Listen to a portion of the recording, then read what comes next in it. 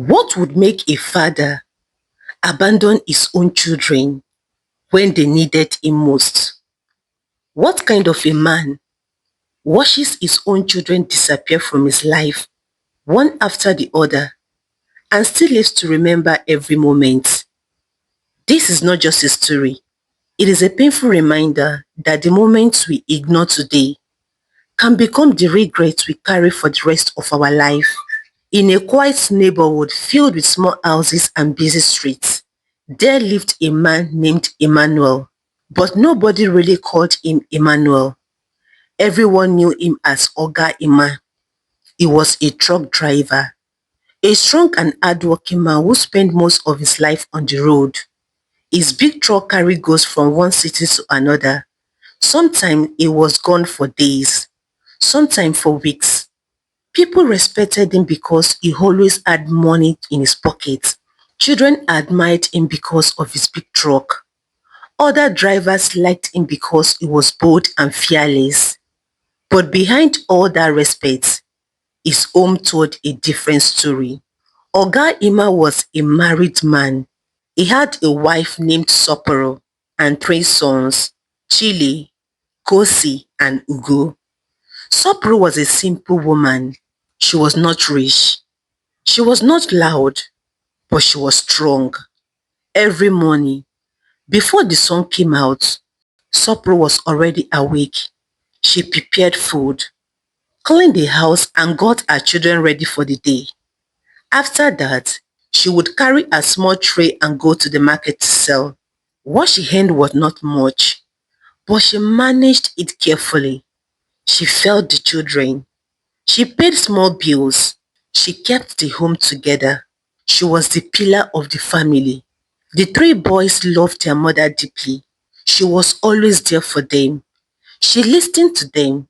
She cared for them. But their father, he was rarely around. Oga Ima believed that his duty was only to provide money. He did not understand that a family needed more than that. He did not sit with his children. He did not guide them. He did not even notice how they were growing. Whenever he returned from his trip, he spent little time at home. Instead, he stayed outside with his fellow drivers. They laughed, drank, and shared stories. And they gave him advice. Life on the road is hard, one of them said. You need something to keep you going, another added. Enjoy yourself. Don't let family tie you down. Oga Ima listened to them. Slowly, he began to change. He started living a careless life. He kept the company of different women in different cities. He believed it was normal. He believed it was part of the job. And each time he made those choices, he moved further away from his family. At home, Sopro noticed everything. She saw how her husband has changed. She saw how he no longer cared. But she said nothing. She focused on her children. She told herself, I must stay strong for them. Meanwhile, the children began to feel the absence of their father. Chile, the eldest, started becoming quiet and distant. Kosi became restless and stubborn. Little Ugo always asked questions. Why is daddy always going? When will he stay with us? Sopro would smile and say, he's working for us. But deep inside, she knew the truth. Her husband was slowly abandoning his family. The house still stood. Food was still on the table. But something very important was missing. Love, care and presence. And that was where the story truly began. Life went on in the small house, but something had started to change. Sopro was no longer as strong as before. At first, it was just small signs. She got tired easily. She felt pain in her body. Sometimes she would stop in the middle of her walk and hold her chest quietly. But she did not complain. Every morning, she still woke up before everyone else. She cooked for the children. She cleaned the house. She prepared them for school. Then she carried her goods and went to the market to sell. She kept moving even when her body begged her to rest. One afternoon, while at the market, Sopro suddenly felt dizzy. The world around her began to spin. She held her head and sat down. Other traders gathered around her. Sopro, what is wrong? One woman asked. I am fine, she replied softly, but she knew she was not. The women advised her to go to the hospital. She nodded, but she did not go. There was no time. There was no money to waste. And most of all, there was no one to take over her responsibilities. At home, her children began to notice the change. Chile watched her closely. Kosi became worried but did not know what to say. Little Ugo stayed close to her at all time. Every evening, Ugo held her hand and asked, Mama, why do you look tired every day? Sopro smiled, though her eyes were heavy. I am fine, my son, just a little tired. But that answer did not bring comfort. At night, when everyone was asleep, Sopro would sit quietly. Sometimes she cried, not because of the pain in her body, but because of the fear in her heart. She was afraid, afraid of what might happen to her children if she was gone, afraid of leaving them in a world where their father was never present. She wanted to tell Ogaima. She wanted to say, I need help. I am not well. But each time she tried, he was not there. He was on the road, or with his friends, or somewhere far away. Days turned into weeks. Weeks turned into months.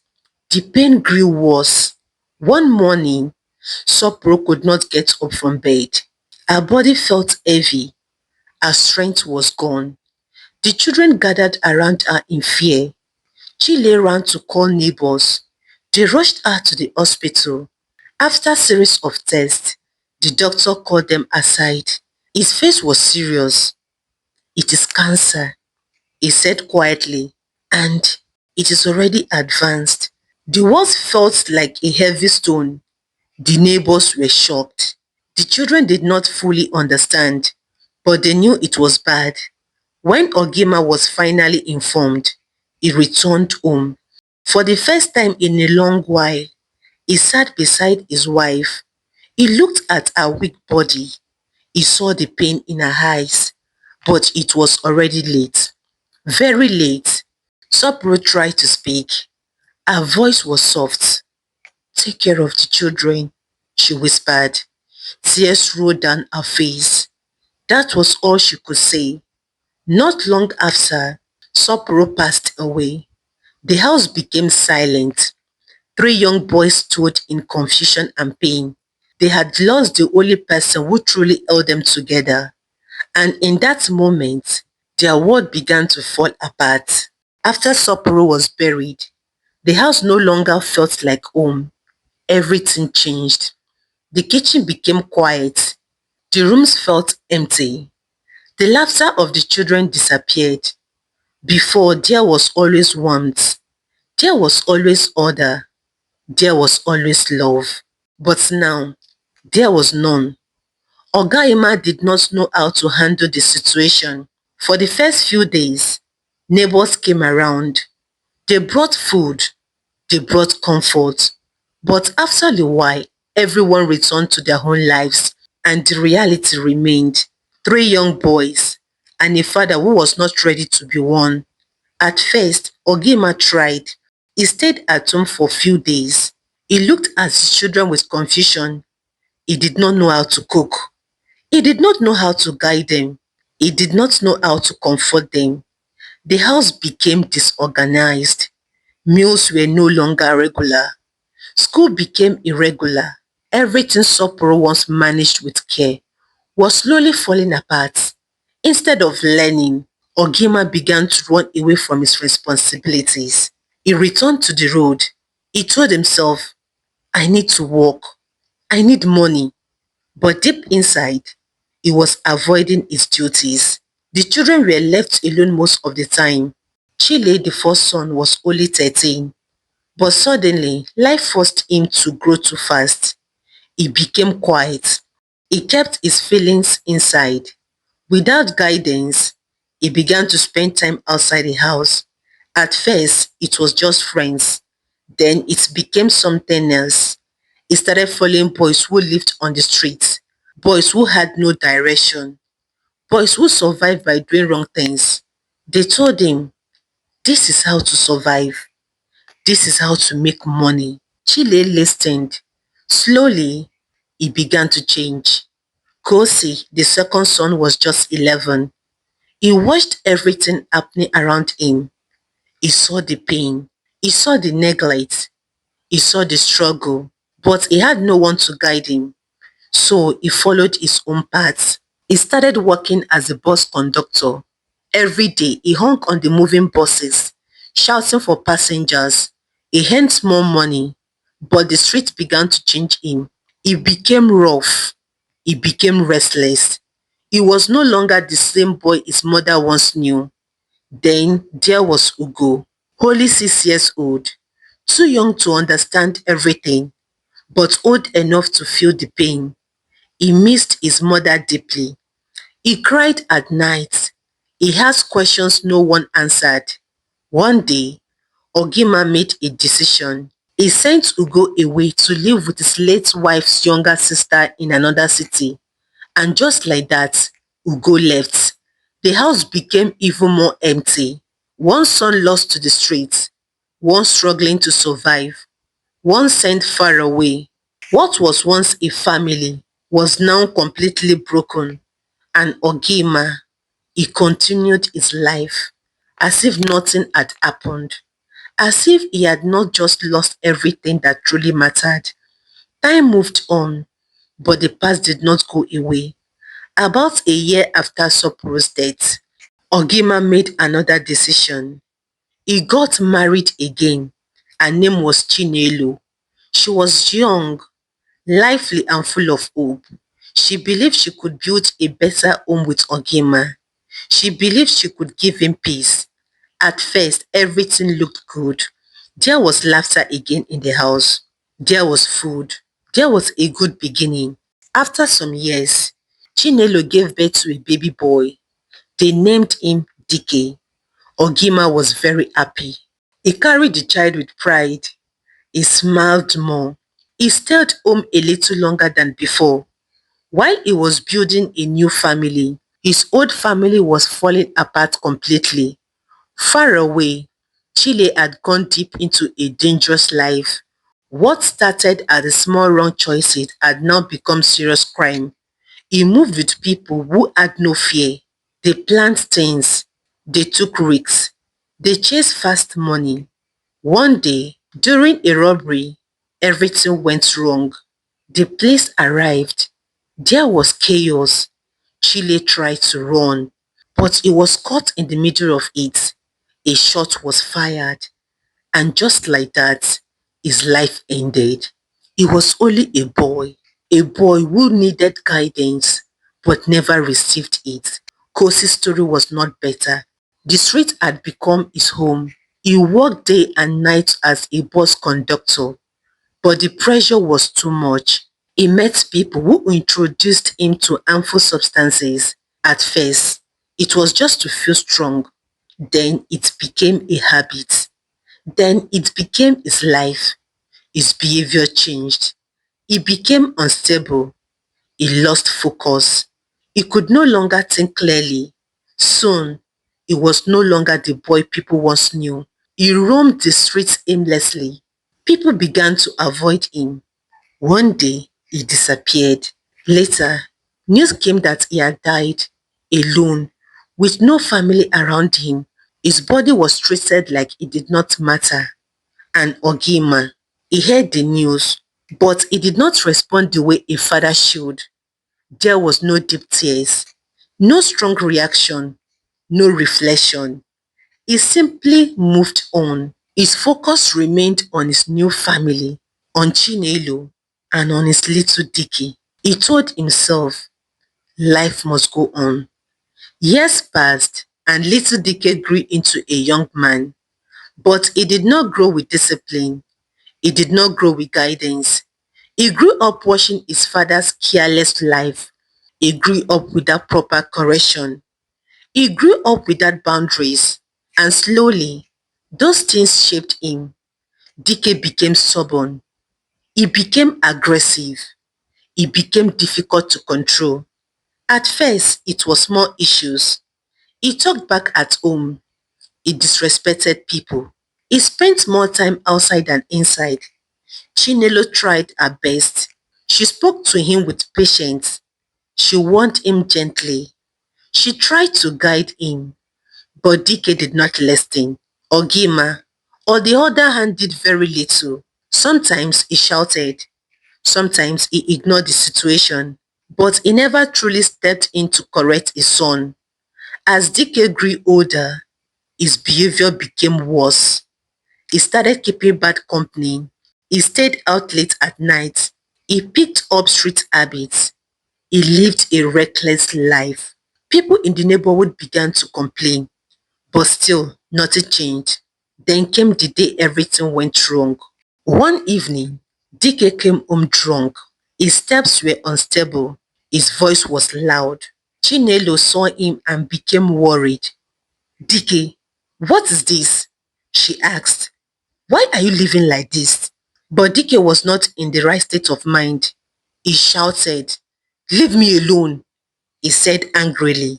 Chinelo did not keep quiet. She spoke firmly this time. I am your mother. You must listen to me. That was when the argument became serious. Voices rose. Emotions grew stronger.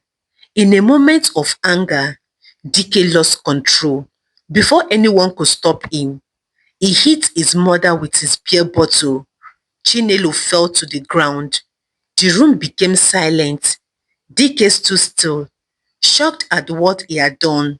Neighbors heard the noise and rushed in. They saw Chinelo lying on the floor. They quickly held Dike and stopped him from running away. He was handed over to the authorities. Chinelo was rushed to the hospital. Doctors tried their best, but the injury was too severe. After some days, she passed away. When Ogima received the news, his world shattered. He rushed to the hospital. He saw his wife lying lifeless. The same pain he ignored years ago was now standing right in front of him. Dike was taken to court. The case was clear. Witnesses were many. The judgment was given. He was sentenced to life imprisonment. Ogima returned home, but the house no longer felt like a home. It was empty again. His wife was gone. His son was gone. The silence was deeper than before. This time, there was no one to blame. Everything pointed back at him. Every mistake, every neglect, every decision. He sat alone, thinking. For the first time in his life, he began to understand that the things he ignored had finally caught up with him. And this time, there was no escape.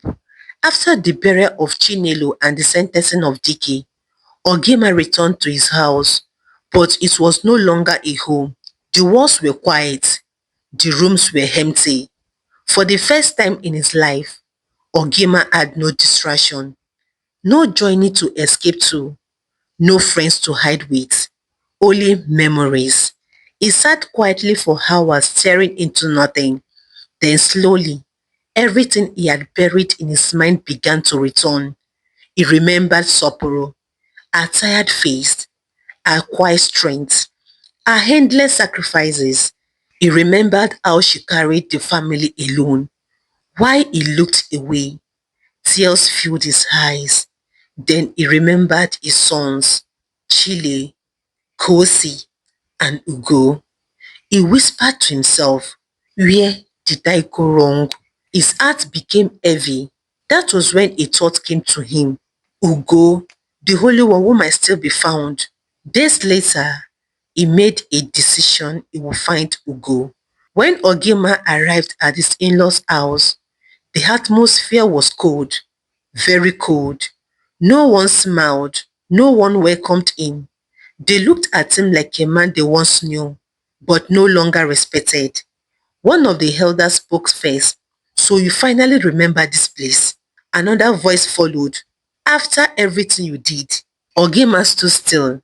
Then the words began to pour out. You and your family abandoned Sopro's children. One said, when she died, none of you cared. Another added, those boys suffered. Chile went into crime. Kosi lost himself on the street.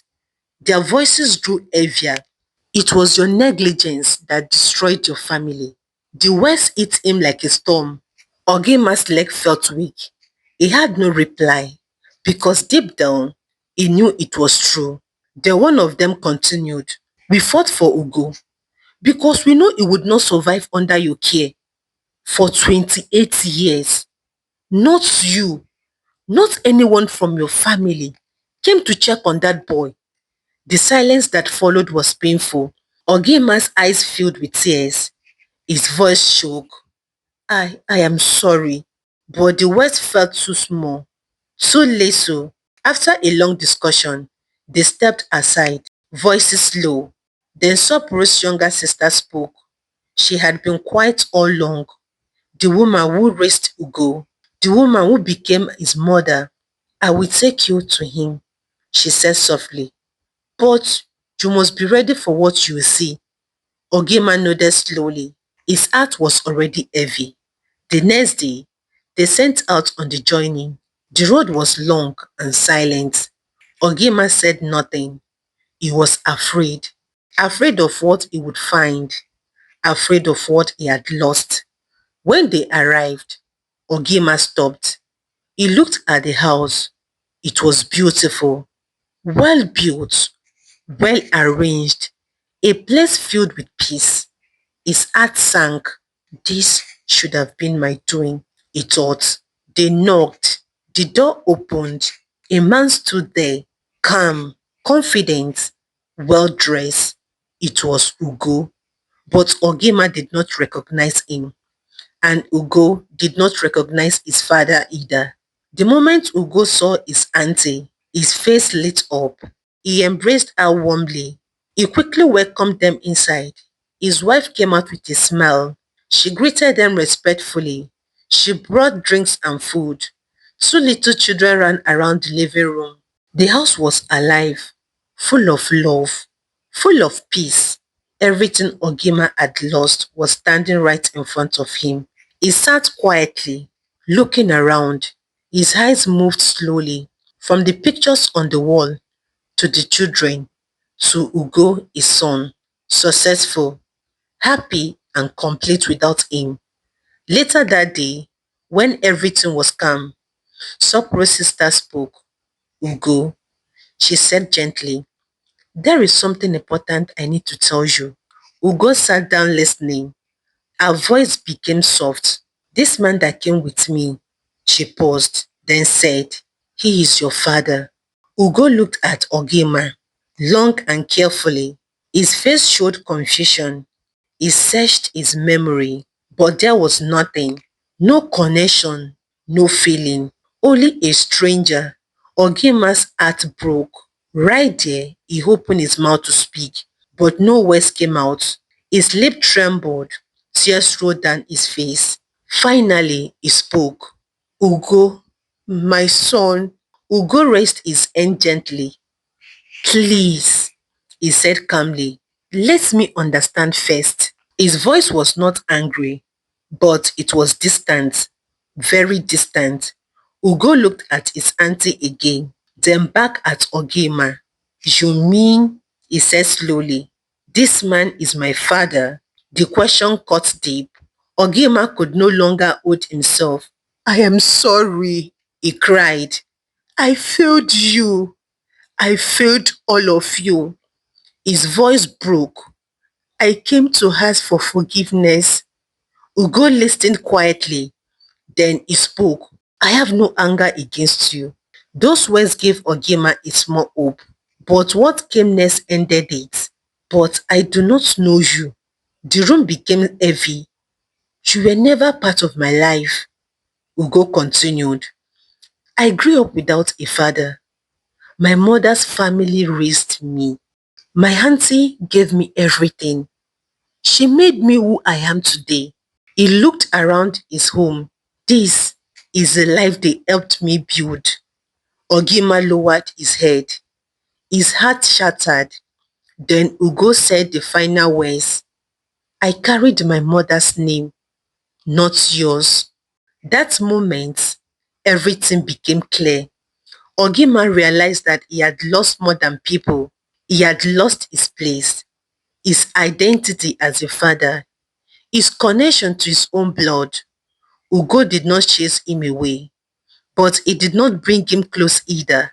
He chose respect, but not love. Ogima left quietly. No argument, no fights, only tears. Ogima returned home. The journey did not bring peace. It brought truth. He sat again in his empty house. This time, there was no question left, only regret. He thought of all the times he chose wrong, all the moments he ignored, all the love he failed to give. Now, there was no one left to receive it. Days passed, then weeks. The house remained silent. Ogima was left with nothing except memories and lessons, and those lessons came too late. Lessons from the story. A family is not built by money alone. It is built by presence, care, responsibilities, and love. When these things are missing, everything else will fall apart. Because time lost can never be regained. And sometimes, regrets came when there is nothing left to face. Thank you so much for watching this story to the end. We truly appreciate your time and your attention. If you're enjoying this story, please don't forget to like, share and subscribe to the channel. Also turn on the notification bell so you'll be the first to know whenever we post new and interesting stories. Thank you once again for being here. We are glad to have you with us. Stay safe, stay wise, and see you in the next story. We love you all. God bless you.